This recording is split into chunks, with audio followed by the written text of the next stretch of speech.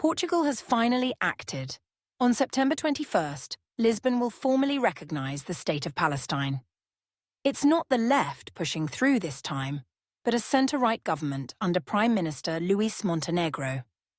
After 15 years of debate, after endless parliamentary motions and hesitation, Portugal has become part of a wider wave. This wave is not small. France, the United Kingdom, Canada, Australia, Belgium, Luxembourg, Malta, San Marino, and Andorra are all stepping forward at the same moment. In New York, France is even co-hosting a high-level conference on Palestinian statehood with Saudi Arabia. With these additions, nearly 155 countries out of the United Nations' 193 members will officially recognize Palestine. That is more than 75% of the world. Recognition is no longer a radical idea. It has become the mainstream. The timing is not accidental. A United Nations inquiry has just concluded that Israel's war on Gaza amounts to genocide.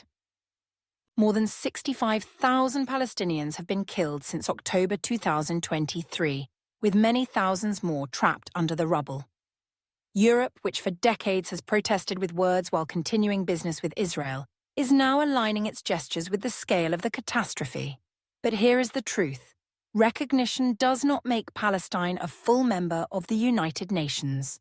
Today it remains an observer state, like the Vatican.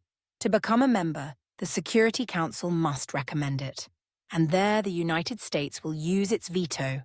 Under this Republican administration, nothing will change. So why does it matter? Because gestures matter. Recognition builds legitimacy.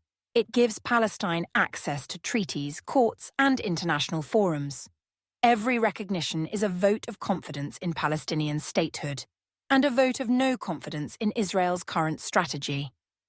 The absence of Germany is striking. Berlin remains bound by its Holocaust legacy, declaring Israel's security as its very reason of state.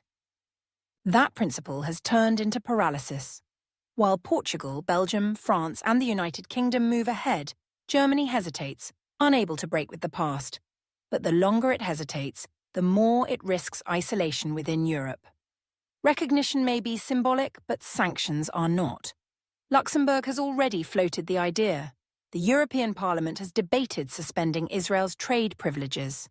Europe has never dared take such a step. If it did, it would mark a decisive break with Washington's approach.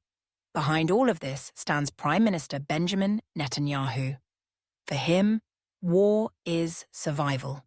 If the conflict ends, his coalition collapses and corruption trials return. So he will continue. If not in Gaza, then against Lebanon or Iran. He wins battles on the ground, but he is losing the war in global opinion. Recognition of Palestine is the world's answer to his strategy of endless war. So where does this leave us? Palestine remains outside the chamber of full UN membership. The United States blocks the door. But with 155 recognitions, with 3/4 of the world already on its side, the door will not remain shut forever. If not under this administration, then perhaps under the next, Washington will have to face reality. Portugal's decision is late. It is symbolic. But it is also historic. Gestures do not end wars, but they shape futures.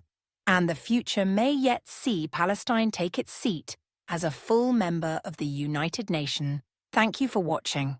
Visit WesternRelations.com for deeper analysis. We are a Western world, European-centric website committed to exploring the future of Europe and its global role.